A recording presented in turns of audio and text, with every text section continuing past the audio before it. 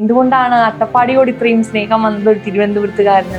പലതും ഇല്ലാത്തൊരു സ്ഥലത്ത് എന്തെങ്കിലും ഒരു മാറ്റം ഉണ്ടാക്കണം, അല്ലെങ്കിൽ അതിനെന്തെങ്കിലും ഒരു നമ്മളാൽ കഴിയുന്ന കാര്യങ്ങൾ ചെയ്യണം. വിദ്യാലയം തുടങ്ങാനുള്ള ഒരു ആശയം ഉണ്ടാവുന്നതും അതുമായി ബന്ധപ്പെട്ട കാര്യങ്ങളും. അട്ടപ്പാടി പോലത്തെ ഒരു സ്ഥലത്തെ കുട്ടികളെ സംബന്ധിച്ചിടത്തോളം ഒരു പുതിയ ആളെ കാണുമ്പോൾ ഇതിനെ കാണുമ്പോൾ ഒക്കെ ഒരു അങ്കലാപ്പും ഒരു ടെൻഷനും അല്ലെങ്കിൽ സംസാരിക്കാനുള്ള വിമുഖതയൊക്കെ കാണാറുണ്ട്. നമ്മുടെ സ്കൂളിനെ സംബന്ധിച്ചിടത്തോളം വളരെ കോൺഫിഡന്റ് ആയിട്ട് കുട്ടികൾ ആളുകളെ അഭിമുഖീകരിക്കുന്നു, സംസാരിക്കുന്നു. ഭാവിയെ പ്രതീക്ഷയോടെ കാണുന്ന ഒരു കുട്ടികളെ ഒരുക്കാനുള്ള ഒരു വലിയ പ്രവർത്തനം നമ്മുടെ സ്കൂളിൽ നടക്കും. മദ്യപാനം വലിയൊരു പ്രശ്നമായി നിൽക്കുന്ന ഒരുപാട് ഇടങ്ങൾ ഇന്നും അട്ടപ്പാടിയിലുണ്ട്. മദ്യവിമുക്തി എന്നുള്ളത് ഒരു സങ്കീർണമായ പ്രശ്നമാണ്. ഓരോ തവണയും നമ്മൾ അഭിമുഖീകരിക്കുന്ന രോഗി അവരുടെ പ്രശ്നങ്ങളുടെ പരിഹാരം എന്നുള്ള രീതിയിൽ മദ്യത്തിലേക്കാണ് തിരിഞ്ഞിട്ടുള്ളത്. അപ്പൊ അവരെ അതല്ല പരിഹാരം, പരിഹാരം വേറെയാണ് എന്നുള്ള പറഞ്ഞ് മനസ്സിലാക്കി ഇതിലേക്ക് തിരിച്ചു കൊണ്ടുവരുന്നത് ഒരു നീണ്ട യാത്രയാണ്. അട്ടപ്പാടിയിലെ കുറെ പേർക്ക് നമ്മൾ അത് ചികിത്സ കൊടുത്തിട്ടുണ്ട്. സിക്കിൾ സെൽ അനീമിയ പോലെയുള്ള അസുഖങ്ങളുടെയൊക്കെ ഒരു പ്രശ്നം നേരിട്ടിരുന്ന ഒരു കാലം. ഇപ്പോൾ ഏകദേശം ഒരു 200-300 രോഗികൾ ആര്യവാൾ രോഗം ബാധിച്ച ആളുകളുണ്ട്. അപ്പൊ അതൊരു വലിയ ചാലഞ്ചിങ് ആയിട്ടുള്ള രോഗമാണ്. അത് മരണം വരെ എത്താനുള്ള ഒരു പൊട്ടൻഷ്യൽ ഉള്ള ഒരു ഡിസീസാണ്. ഗോത്ര വിഭാഗങ്ങളിൽ നിന്ന് വരുന്നവരൊക്കെ ആണെങ്കിലും റിജിഡ് ആയിട്ടുള്ള സ്വഭാവമുള്ളവരായിരിക്കാം. പക്ഷെ എന്നാലും നഴ്സുമാരൊക്കെ അത്രയും സ്നേഹത്തോടെയാണ് അവരെ ട്രീറ്റ് ചെയ്യുന്നത് കണ്ടിട്ടുള്ളത്.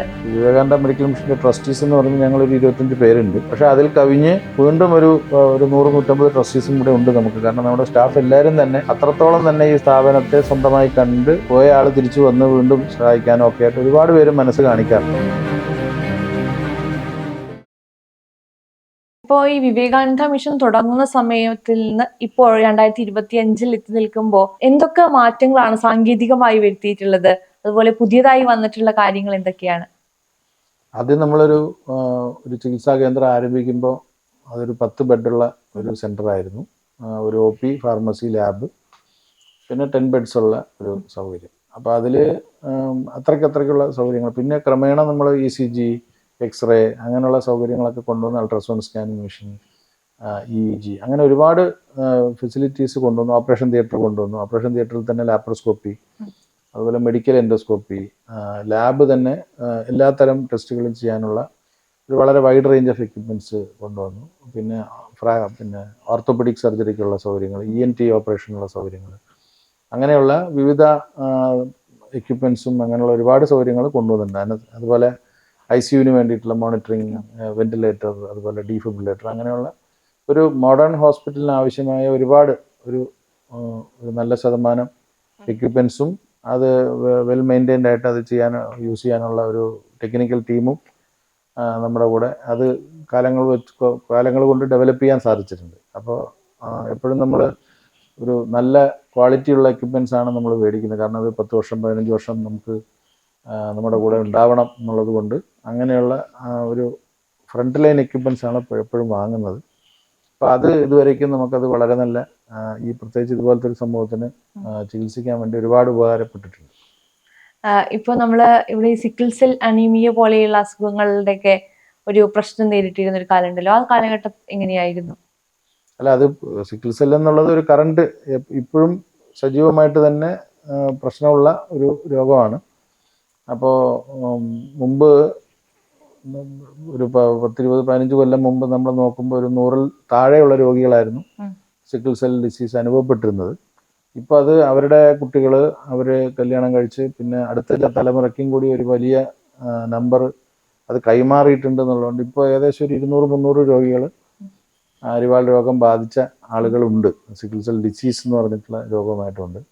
അപ്പോൾ അതൊരു വലിയ ചാലഞ്ചിങ് ആയിട്ടുള്ള രോഗമാണ്. അത് നമ്മൾ ഓരോ തവണ നമ്മൾ ആ സിക്കിൾ സെൽ രോഗിയെ കാണുമ്പോഴും അതൊരു വെല്ലുവിളി തന്നെ. കാരണം ഒരു ചെറുപ്പക്കാരൻ പെട്ടെന്ന് ശരീരവേദന, അല്ലെങ്കിൽ ഒരു സ്കൂളിൽ പഠിക്കുന്ന ഒരു കുട്ടി പെട്ടെന്ന് ശരീരവേദന എന്ന് പറഞ്ഞു വരുന്നു, തീർന്ന് വളർച്ച എന്ന് പറഞ്ഞു വരുന്നു. അപ്പോൾ അത് പെട്ടെന്ന് ഓരോ തവണയും അത് വളരെ സിവിയറായി മാറി അത് മരണം വരെ എത്താനുള്ള ഒരു പൊട്ടൻഷ്യലുള്ള ഒരു ഡിസീസാണ്. അത് കാരണമുള്ള ഒരു വലിയ പ്രശ്നം സിക്കിൾ സെല്ലിലുണ്ട്.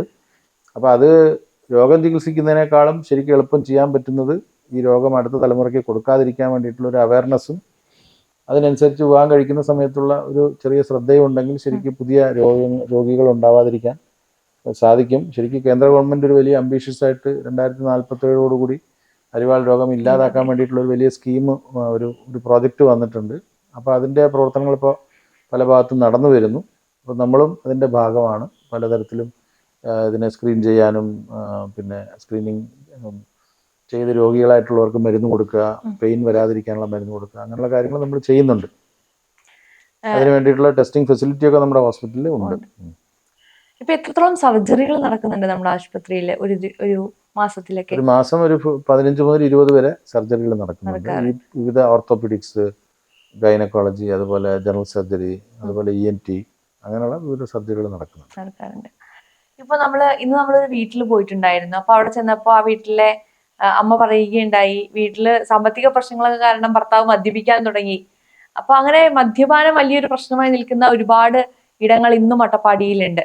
അപ്പൊ ഈ മദ്യപാനം, ലഹരി തുടങ്ങിയ വസ്തുക്കളൊക്കെ അതിനെ കുറിച്ചുള്ള ബോധം വരുത്തുന്നതിന്, ബോധവൽക്കരണം വരുത്തുന്നതിന് അതിനു വേണ്ടിയിട്ടുള്ള പ്രവർത്തനങ്ങൾ എങ്ങനെയാണ്? മദ്യവിമുക്തി എന്നുള്ളത് ഒരു സങ്കീർണമായ പ്രശ്നമാണ്. അപ്പോൾ നമ്മൾ മദ്യവിമുക്തി വേണ്ടി ശ്രമിക്കുമ്പോൾ ഓരോ തവണയും നമ്മൾ അഭിമുഖീകരിക്കുന്ന രോഗിയുടെ പുറകിൽ ഒരു വലിയ ചരിത്രമുണ്ട്. അപ്പോൾ അവർ ഇതിനു വേണ്ടിയിട്ട് അവരുടെ പ്രശ്നങ്ങളുടെ പരിഹാരം എന്നുള്ള രീതിയിൽ മദ്യത്തിലേക്കാണ് തിരിഞ്ഞിട്ടുള്ളത്. അപ്പോൾ അവരെ അതല്ല, മദ്യമല്ല പ്രശ്നം, പരിഹാരം വേറെയാണ് എന്നുള്ള പറഞ്ഞ് മനസ്സിലാക്കി ഇതിലേക്ക് തിരിച്ചു കൊണ്ടുവരുന്നത് ഒരു നീണ്ട യാത്രയാണ്. അപ്പോൾ ശരിക്കും നമ്മൾ 2012 മുതൽ ഈ മദ്യവിമുക്തി പ്രവർത്തനം നടത്തുന്നുണ്ട്. അട്ടപ്പാടിയിലെ കുറേ പേർക്ക് നമ്മളത് ചികിത്സ കൊടുത്തിട്ടുണ്ട്. അപ്പോൾ അത് നമ്മുടെ അട്ടപ്പാടിയിലെ ഹോസ്പിറ്റലിൽ അതിനുള്ള സൗകര്യം കുറവായിട്ട് നമ്മൾ ഫീൽ ചെയ്തുകൊണ്ട് നമ്മൾ അത് പാലക്കാട് ഒരു സെൻറ്ററിൽ ഒരു ടോട്ടലി ഡെഡിക്കേറ്റഡ് ആയിട്ടുള്ള ഒരു മദ്യവിമുക്തി കേന്ദ്രം നടത്തി വരുന്നുണ്ട്, ദേവി ഡി അഡിക്ഷൻ സെൻറ്റർ എന്ന് പറഞ്ഞിട്ട്. അത് കഴിഞ്ഞ ഈ 2012 മുതൽ നമ്മൾ അട്ടപ്പാടി ഹോസ്പിറ്റലിൽ തന്നെ 400-500 രോഗികളെ ചികിത്സിച്ചിട്ടുണ്ട്. അവിടെ പാലക്കാട് തുടങ്ങിയതിന് ശേഷം അവിടെയും ഒരു 250-300 രോഗികളെ നമ്മൾ ചികിത്സിച്ചിട്ടുണ്ട്. എല്ലായിടത്തും ചികിത്സയിൽ ആദ്യത്തെ റൗണ്ട് നമുക്ക് നല്ല വിജയം കിട്ടാറുണ്ട്. പൊതുവെ ഒരു എക്സെപ്ഷണൽ ഒരു 30% 40% ഒഴിച്ചാൽ ബാക്കി 60% നല്ല ഫസ്റ്റ് റൗണ്ട് നല്ല വിജയം കിട്ടാറുണ്ട്. പക്ഷേ ഒരു 6 മാസം, ഒരു കൊല്ലം ആ ഫോളോ അപ്പ് തുടരുന്നതനുസരിച്ചിട്ടാണ് അവരുടെ പിന്നെയുള്ള വീണ്ടും മദ്യപിക്കുമോ എന്നുള്ളതിനകത്തുള്ള വിഷയം വരുന്നത് അവിടെയാണ്. അപ്പോൾ പലപ്പോഴും സെക്കൻഡ് റൗണ്ട് വരുമ്പോൾ അവരുടെ ഫോളോ അപ്പ് വീക്ക് ആവുന്ന സമയത്ത് അവർ ചിലപ്പോൾ ആശുപത്രിയിൽ വരില്ല.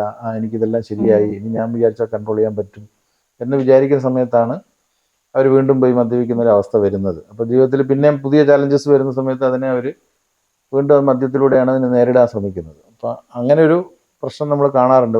ലോങ് ടേം അബ്സ്റ്റിനൻസ് എന്നുള്ളത് വളരെ ബുദ്ധിമുട്ടായിട്ടുള്ളൊരു കാര്യമായിട്ട് നമ്മൾ കാണാറുണ്ട്. പക്ഷേ ഒരുപാട് പേര് മദ്യവിമുക്തി, അതായത് മദ്യം പൂർണ്ണമായി നിർത്തി സാധാരണ ജീവിതത്തിൽ തിരിച്ചു വന്ന ഒരുപാട് പേരുണ്ട്. അവർ പിന്നീട് 3 വർഷം 4 വർഷം കഴിഞ്ഞിട്ട് മദ്യപിക്കാത്ത ഒരുപാട് പേരെ നമുക്കറിയാം. ഒരാളുടെ ജീവിതത്തെ മാറ്റുക എന്ന് പറയുന്നത് അത്ര എളുപ്പമുള്ള ഒരു കാര്യമല്ല. അപ്പൊ അത് ചെയ്ത് നമ്മൾ കാരണം, അല്ലെങ്കിൽ നമ്മൾ ഭാഗമായത് കൊണ്ട് ഒരാളുടെ ജീവിതം മാറി എന്നറിയുമ്പോൾ, അല്ലെങ്കിൽ അവരെ വീണ്ടും കാണുമ്പോൾ എന്താണ് തോന്നാറുള്ളത്? അല്ല, നമ്മൾ ചെയ്യുന്ന പ്രവർത്തനങ്ങളെല്ലാം തന്നെ ട്രാൻസ്ഫോർമേഷണൽ ആയിരിക്കണം എന്ന് വിശ്വസിക്കുന്ന ഒരാളാണ് ഞാൻ. അപ്പോൾ ട്രാൻസ്ഫോർമേഷണൽ എന്ന് പറയുമ്പോൾ പരിവർത്തനം, ഒരു ദാരിദ്ര്യത്തിൽ നിന്ന് സാമ്പത്തികം ഉള്ള ഒരു അവസ്ഥയിലേക്ക്, വിദ്യാഭ്യാസം ഇല്ലാത്ത സമയത്ത് നിന്ന് വിദ്യാഭ്യാസം ഉള്ള ഒരു അവസ്ഥയിലേക്ക്, അല്ലെങ്കിൽ രോഗിയായിരിക്കുന്ന ഒരാൾ രോഗമില്ലാത്തൊരവസ്ഥയിലേക്ക്, അങ്ങനെ ഒരു മാറ്റം വരുമ്പോഴാണ് നമുക്കതൊരു സസ്റ്റൈനബിലിറ്റി ആവുന്നത്. അപ്പം ജസ്റ്റ് നമ്മളിപ്പോൾ എന്തെങ്കിലും ഒരു സാധനം ഫ്രീ കൊടുത്തു, അല്ലെങ്കിൽ നമ്മളിപ്പോൾ ഒരാളെ വിളിച്ചൊരു ക്ലാസ് എടുത്തു, അതുകൊണ്ട് മാത്രം ഈ സേവ എന്നുള്ളത് പൂർണ്ണമാവുന്നില്ല. സേവ എപ്പോഴും പരിവർത്തന ഒരു സ്വഭാവമുള്ളതായിരിക്കണം. അപ്പോൾ ആ നിലയ്ക്ക് ചെയ്യുമ്പോഴാണ് അത് യഥാർത്ഥത്തിൽ നമ്മളവരെ കാണുന്നോ കാണുന്നില്ല എന്നുള്ളത് അപ്രസക്തമാണ്.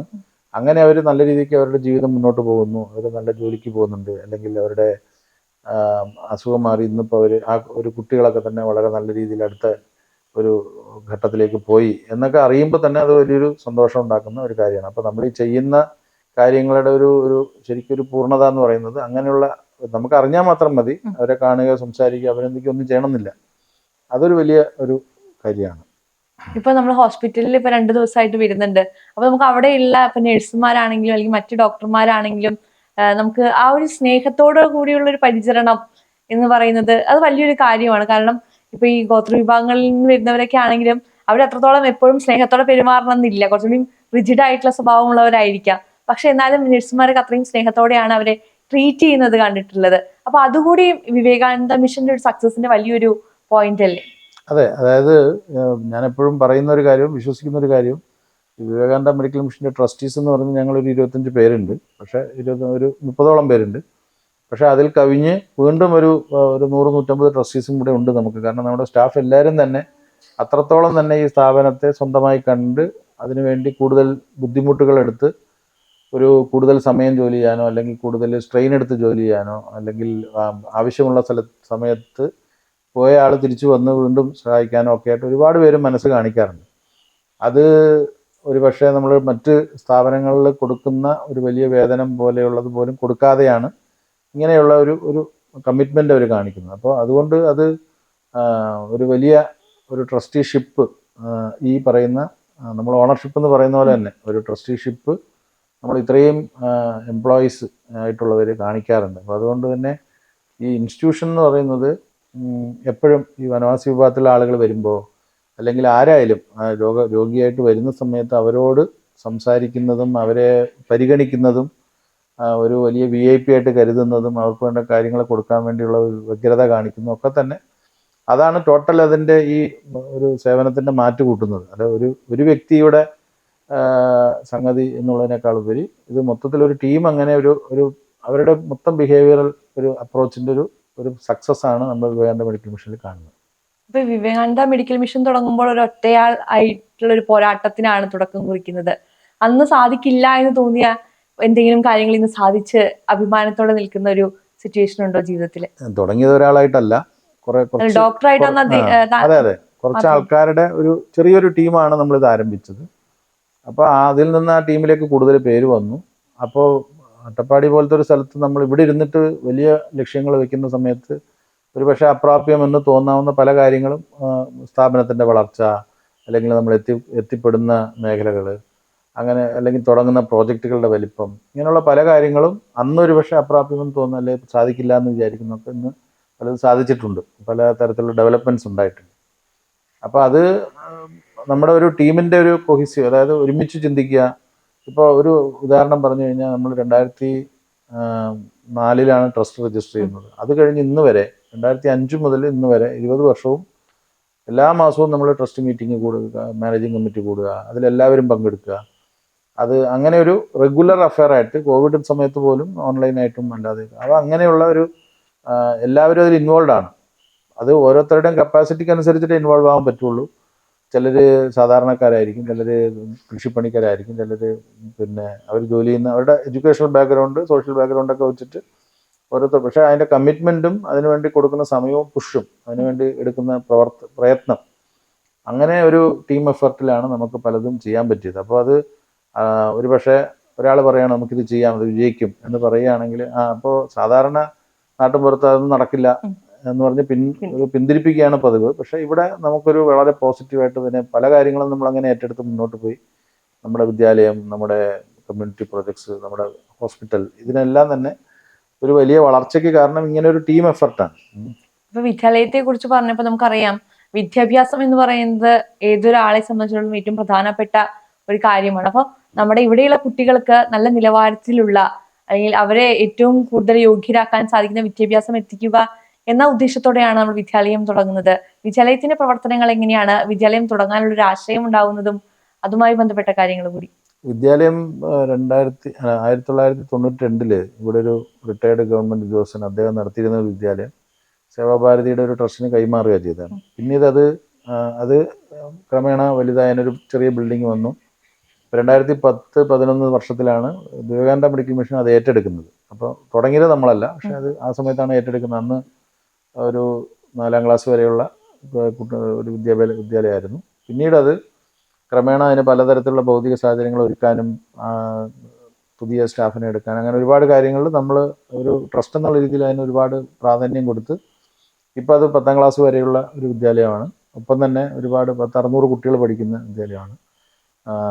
ഒരുപാട് പുതിയ കാര്യങ്ങൾ അവിടെ, stem education, computer, sports training, അതുപോലെയുള്ള ഒരുപാട് ട്രെയിനിങ്സ് അവിടെ കൊടുക്കുന്നുണ്ട് കുട്ടികൾക്ക്. അതിൽ ഓവറോൾ നമ്മൾ കണ്ടിട്ടുള്ളൊരു കാര്യം എന്ന് വെച്ചാൽ, ഒന്ന് ഇംഗ്ലീഷിൽ മാത്രമല്ല ഏത് ഭാഷയിലാണെങ്കിലും കുട്ടികൾക്കുള്ള കോൺഫിഡൻസ്, പ്രത്യേകിച്ച് ഇപ്പോൾ അട്ടപ്പാടി പോലത്തെ ഒരു സ്ഥലത്തെ കുട്ടികളെ സംബന്ധിച്ചിടത്തോളം ഒരു പുതിയ ആളെ കാണുമ്പോൾ, ഒരു അപരിചിതനെ കാണുമ്പോൾ ഒക്കെ ഒരു അങ്കലാപ്പും ഒരു ടെൻഷനും അല്ലെങ്കിൽ സംസാരിക്കാനുള്ള വിമുഖതയൊക്കെ കാണാറുണ്ട്. പക്ഷെ നമ്മുടെ സ്കൂളിനെ സംബന്ധിച്ചിടത്തോളം വളരെ കോൺഫിഡൻ്റ് ആയിട്ട് കുട്ടികൾ ആളുകളെ അഭിമുഖീകരിക്കുന്നു, സംസാരിക്കുന്നു, അവരോട് ആശയം വിനിമയം നടത്തുന്നു. അങ്ങനെയുള്ള ഒരു വളരെ ഭാവിയെ പ്രതീക്ഷയോടെ കാണുന്ന ഒരു കുട്ടികളെ ഒരുക്കാനുള്ള ഒരു വലിയ പ്രവർത്തനം അവിടെ സ്കൂളിൽ നടക്കുന്നുണ്ട്. അപ്പോൾ വിദ്യാഭ്യാസ നിലവാരത്തിൽ നല്ല നിലവാരം പുലർത്തുന്നുണ്ട് ഒരു ഭാഗത്ത്. മറുവശം ഈ കലാപരമായ കാര്യങ്ങളിലും അതേപോലെ തന്നെ സ്പോർട്സിൻ്റെ കാര്യത്തിലും വലിയ നേട്ടങ്ങൾ കഴിഞ്ഞ അനേക വർഷങ്ങളായിട്ട് ചെയ്യുന്നുണ്ട്. അതിൽ മൊത്തത്തിൽ ആ കുട്ടികൾ ട്രൈബൽ വിഭാഗത്തു നിന്നാണെങ്കിലും മറ്റ് ഗ്രാമീണ വിഭാഗത്തു നിന്നാണെങ്കിലും സാധാരണപ്പെട്ട വീടുകളിൽ നിന്നാണെങ്കിലും അവർക്കൊരു വലിയ കോൺഫിഡൻസ് ഉണ്ട്. അപ്പം പല കാര്യങ്ങളും എത്തിപ്പെടാനും പലതും നേരിടാനും ഒക്കെ ആയിട്ടുള്ള ഒരു ഇത് ഡെവലപ്പ് ചെയ്യുന്നുണ്ട്. അതാണ് സ്കൂളിൻ്റെ ഏറ്റവും വലിയ കോൺട്രിബ്യൂഷൻ ആയിട്ട് ഞാൻ കാണുന്നത്. ഒപ്പം തന്നെ ഈ സാമൂഹിക പരിവർത്തനം എന്ന് പറയുന്നതും വലിയ പ്രാധാന്യമുള്ള ഒരു കാര്യമാണ്. ഇപ്പൊ നമുക്കറിയാം, ഇവിടെയുള്ള ഒരുപാട് പേരെ സ്വയം പര്യാപ്തരാക്കാൻ ശ്രമിക്കുന്ന ഒരുപാട് പദ്ധതികൾ നമ്മൾ നടപ്പിലാക്കുന്നുണ്ട്. ഉദാഹരണത്തിന് ഔഷധ കൃഷി പോലെയുള്ള. അപ്പോൾ ആ ഒരു ഔഷധ കൃഷി എന്ന് പറയുന്ന ഒരു ഐഡിയയിലേക്ക് എങ്ങനെയാണ് എത്തിയത്? ആളുകൾ അതെങ്ങനെയാണ് ഏറ്റെടുത്തത്? ഈ നവജാത ശിശു മരണമൊക്കെ ആയിട്ട് ബന്ധപ്പെട്ട് പലതരത്തിലുള്ള ചർച്ച നടക്കുമ്പോൾ ഞാൻ പറഞ്ഞു സോഷ്യോ കൾച്ചറൽ ഒരു ഇഷ്യൂ ആണ്. അപ്പോൾ അതിൽ വന്ന ഒരു നമുക്ക് കിട്ടിയ ഒരു വലിയൊരു ഇൻപുട്ട് എന്താണെന്ന് വെച്ചാൽ, അട്ടപ്പാടിയിലെ ആദിവാസി വിഭാഗത്തിൽപ്പെട്ട ആളുകൾ കൃഷി നന്നായി ചെയ്യുന്ന ആളുകളാണ്. പക്ഷേ കൃഷി കൊല്ലങ്ങളായിട്ട് അവരുടെ കൃഷി വളരെ മുരടിച്ച് വളരെ പരിമിതമായി മാത്രം കൃഷി ചെയ്യുന്ന ഒരു വിഭാഗമായിട്ട് മാറി. അതിന് പല കാരണങ്ങളുണ്ട്. ഒരു 8-10 കാരണങ്ങൾ നമുക്ക് കണ്ടെത്തി. അപ്പോൾ ആ 8-10 കാരണങ്ങളിൽ ആ കാരണങ്ങളെ നേരിടാൻ വേണ്ടിയിട്ട് നമ്മൾ പലരോടും ചർച്ച ചെയ്തതിനകത്ത് ഒരു ഒരു സൊല്യൂഷനായിട്ട് നമ്മുടെ മുമ്പിൽ അവതരിപ്പിക്കപ്പെട്ടത് ഔഷധ സസ്യ കൃഷിയാണ്. കാരണം വന്യമൃഗങ്ങളുടെ ശല്യമില്ല, പരിമിതമായ വെള്ള സൗകര്യം മതി, അങ്ങനെയുള്ള ഒരുപാട് വളം, അതുപോലെ പിന്നെ നമ്മുടെ ഹ്യൂമൻ അതായത് എത്രത്തോളം നമ്മൾ അതിനകത്ത് പണിയെടുക്കണം, ലേബർ, അങ്ങനെയുള്ള വിഷയങ്ങളൊക്കെ വെച്ച് നോക്കുമ്പോൾ ഒരു മിനിമം സംവിധാനത്തിൽ ഈ നല്ല ഒരു വരുമാനം കിട്ടുന്ന, സ്ഥിരമായി വരുമാനം കിട്ടുന്ന ഒരു സംഗതിയായിട്ടാണ് ഔഷധ സസ്യ കൃഷിയെ പറ്റി പറഞ്ഞു തന്നത്. പലരും എക്സ്പെർട്സുമായിട്ടൊക്കെ പലതരം ചർച്ച നടത്തി. ആദ്യം പൈലറ്റ് പ്രോജക്റ്റ് നടത്തി, പിന്നീട് നബാർഡിൻ്റെ ഒരു ചെറിയ പ്രോജക്റ്റ്, 100 പേരുടെ ഒരു പ്രോജക്റ്റ് നമ്മൾ നടത്തി. അതൊരു റീസണബിൾ സക്സസ് ആയിട്ടാണ് നബാർഡ് വിലയിരുത്തിയത്. അതിൻ്റെ തുടർച്ചയായിട്ട് നമ്മൾ ഒരു 300 കർഷകരോളം ഇൻവോൾവ് ആയിട്ടുള്ള ഒരു വലിയ പ്രോജക്റ്റ് അട്ടപ്പാടിയിലെ ഷോളയൂർ പഞ്ചായത്തിലെ 5 ഗ്രാമങ്ങൾ ഉൾപ്പെടുന്ന ഒരു പ്രോജക്റ്റ് നടക്കുന്നുണ്ട്. അതിൽ ട്രൈബൽ ഡെവലപ്മെൻറ്റ് ഫണ്ട് എന്ന് പറഞ്ഞ നബാർഡിൻ്റെ പ്രോജക്റ്റാണ്. അതിൽ അത്യാവശ്യം നല്ല രീതിയിലുള്ള കൃഷി നടക്കുന്നുണ്ട്. അതിലൂടെ നമ്മൾ പ്രതീക്ഷിക്കുന്നത്, അതിലൂടെ കർഷകരെല്ലാം തന്നെ സ്ഥിരമായി ചില വരുമാനം, ഇപ്പം മുമ്പ് കൃഷിയിൽ നിന്നുള്ള വരുമാനം വളരെ കുറവാണ്. അവർ കൂടുതലും തൊഴിലുറപ്പോ അല്ലെങ്കിൽ എന്തെങ്കിലും ചെറിയ കാര്യങ്ങൾ, എന്തെങ്കിലും കൂലിപ്പണിക്ക് പോയിട്ടൊക്കെ മാത്രമാണ് പണിയെടുത്തിരുന്നത്. വർഷത്തിൽ കുറഞ്ഞ മാസങ്ങളിലാണ് അവർക്ക് പണി ഉണ്ടായിരുന്നത്. ഇപ്പം അങ്ങനല്ല. ഇതൊരു സ്ഥിരമായി നന്നായി കൃഷി ചെയ്യുന്നവർക്കൊക്കെ ഒരു വർഷം 1-2 ലക്ഷം രൂപയുടെ ഇൻകം വരുന്ന ഒരു പദ്ധതിയായിട്ട് അത് മാറിയിട്ടുണ്ട്. അതിൻ്റെ ഒരു ഫാർമർ പ്രൊഡ്യൂസർ ഓർഗനൈസേഷൻ നമ്മൾ ഉണ്ടാക്കിയിട്ടുണ്ട്, കർഷകരുടെ ഒരു സംഘം, ഒരു കമ്പനി. അപ്പോൾ അവരിലൂടെ കൂടുതൽ ഒരു 300-400 കർഷകർ ഇതിൽ ഇൻവോൾവ് ആവുകയും ഒരു വലിയ നിലവാരത്തിൽ കൃഷി നടത്തി അതിലൂടെ സാമ്പത്തികമായ നേട്ടം നേടും എന്നുള്ള പ്രതീക്ഷയിലാണ് ആ പ്രൊജക്റ്റ് മുമ്പോട്ട് പോയിക്കൊണ്ടിരിക്കുന്നത്. അത് അതേപോലെ തന്നെ സസ്റ്റൈനബിൾ ആയിട്ടുള്ള മറ്റ് കൃഷി രീതികളും, ഇപ്പോൾ മില്ലറ്റ്സിൻ്റെ അല്ലെങ്കിൽ തൈലപ്പുല്ലിൻ്റെ, അങ്ങനെയുള്ള അനേകം പ്രൊജക്റ്റുകൾ അട്ടപ്പാടിയിലെ വിവിധ മേഖലകളിൽ നമ്മൾ ഇവർക്ക് ഈ ട്രൈബൽ കർഷകരെ ഒരുമിച്ചിരുത്തി അത്തരത്തിലുള്ള കാര്യങ്ങൾക്ക് പ്രോത്സാഹനം കൊടുക്കുന്നുണ്ട്. വെജിറ്റബിൾ കൃഷി, അങ്ങനെയുള്ള ട്രെയിനിങ്ങൾ നബാർഡ് വഴിയും മറ്റ് ഏജൻസികൾ വഴിയൊക്കെ നമ്മൾ പരിശീലനം കൊടുക്കുന്നുണ്ട്. ഇപ്പോൾ എല്ലാ ദിവസവും ഒരു 80 കിലോമീറ്ററോളം യാത്ര ചെയ്തിട്ടാണ് അട്ടപ്പാടിയിലേക്ക് എത്തുന്നത്. കോയമ്പത്തൂരിൽ നിന്ന് എന്നും അട്ടപ്പാടിയിലേക്ക് വരുന്നുണ്ട്. ആ യാത്ര എന്തെങ്കിലും മടുപ്പ് തോന്നിയിട്ടുള്ളതായിട്ടുണ്ടോ? മടുപ്പ് തോന്നിയാൽ നമുക്ക് യാത്ര ചെയ്യാൻ പറ്റില്ല. അപ്പോൾ ഇതൊരു വളരെ പ്ലസൻ്റ് ആയിട്ടുള്ളൊരു യാത്രയാണ്. എന്ന് വെച്ചാൽ നമ്മളൊരു അട്ടപ്പാടി പോലെയുള്ള ഒരു വളരെ മനോഹരമായ ഒരു പ്രദേശത്തേക്ക് എല്ലാ ദിവസവും യാത്ര ചെയ്യുന്നു. അപ്പോൾ സാധാരണ ആളുകൾ റിസോർട്ടിലൊക്കെ താമസിക്കാൻ വേണ്ടിയിട്ടാണ് യാത്ര ചെയ്യുന്നത്. നമ്മൾ ഒരു വർക്കിന് വേണ്ടിയിട്ട് യാത്ര ചെയ്യുമ്പോൾ ശരിക്കും പറഞ്ഞാൽ നഗരത്തിൽ നിന്ന് അകന്ന് വളരെയധികം നമ്മൾ ഇഷ്ടപ്പെടുന്ന ഒരു സമൂഹത്തിൻ്റെ ഇടയിൽ പോയി നമ്മൾ വർക്ക് ചെയ്യാൻ പോകുന്ന സമയത്തുള്ളൊരു എല്ലാ ദിവസവും അത് നമുക്ക് ഇഷ്ടമുള്ളൊരു കാര്യമായിട്ട് മാറിയിട്ടുള്ളൊരു സംഗതിയാണ്. അപ്പോൾ ഇത്രയും ദൂരം യാത്ര ചെയ്യുന്നു എന്നുള്ളത് ഒരു പ്രസക്തിയുള്ള കാര്യമായിട്ട് തോന്നിയിട്ടില്ല. ഈ പ്രചാരകനായി അട്ടപ്പാടിയിൽ എത്തി ശേഷം, കല്യാണത്തിന് ശേഷവും അട്ടപ്പാടിയിൽ തന്നെ തുടരാൻ തീരുമാനിക്കുന്നു. ആരെങ്കിലും എല്ലാവരും ചോദിക്കാറില്ലേ എന്തുകൊണ്ടാണ് അട്ടപ്പാടിയോട് ഇത്രയും സ്നേഹം വന്നത് ഒരു തിരുവനന്തപുരത്തുകാരനെന്ന്? അല്ല, അത് അതായത് പലതും ഇല്ലാത്തൊരു സ്ഥലത്ത് എന്തെങ്കിലും ഒരു മാറ്റം ഉണ്ടാക്കണം, അല്ലെങ്കിൽ അതിനെന്തെങ്കിലും നമ്മളാൽ കഴിയുന്ന കാര്യങ്ങൾ ചെയ്യണം എന്നുള്ള ആ ഒരു എർജാണ്, അല്ലെങ്കിൽ അതിനൊരു പാഷനാണ് ഇങ്ങനൊരു കാര്യം ചെയ്യാൻ വേണ്ടി തിരഞ്ഞെടുക്കാൻ കാരണം. അപ്പോൾ അതുകൊണ്ട് അത് നിലനിൽക്കുന്നിടത്തോളം നമുക്ക് ആ എടുത്ത കാര്യം അതിൻ്റെ ഒരു ലോജിക്കൽ കൺക്ലൂഷനിലേക്ക് വരുന്നവരെ ഒരുപാട് കാര്യങ്ങൾ ചെയ്യാനുണ്ട്. പ്രത്യേകിച്ച് ഞാൻ നേരത്തെ പറഞ്ഞ പോലെ ഒരു വലിയ സമൂഹമാണ്. ഒരു ആയുസ്സും മതിയാവില്ല ഇങ്ങനത്തെ പ്രശ്നങ്ങൾ പരിഹരിക്കാൻ. കുറേ അധികം പേരുടെ അധ്വാനം കൊണ്ട് മാത്രമേ ഇങ്ങനെയുള്ള പ്രശ്നങ്ങൾ പരിഹരിക്കാൻ പറ്റുള്ളൂ. അപ്പോൾ അതുകൊണ്ട് തന്നെ ഏറ്റെടുത്ത കാര്യം പൂർത്തിയാവുന്നവരെ പ്രവർത്തിച്ചിട്ടാണ് നമുക്കത് നമ്മൾ ഉദ്ദേശിക്കുന്ന ഒരു നിലവാരത്തിലേക്ക് എത്തിക്കാൻ പറ്റുള്ളൂ. അതുകൊണ്ട് അത് മതി എന്ന് തോന്നുന്ന ഒരു ഘട്ടം വന്നിട്ടില്ല.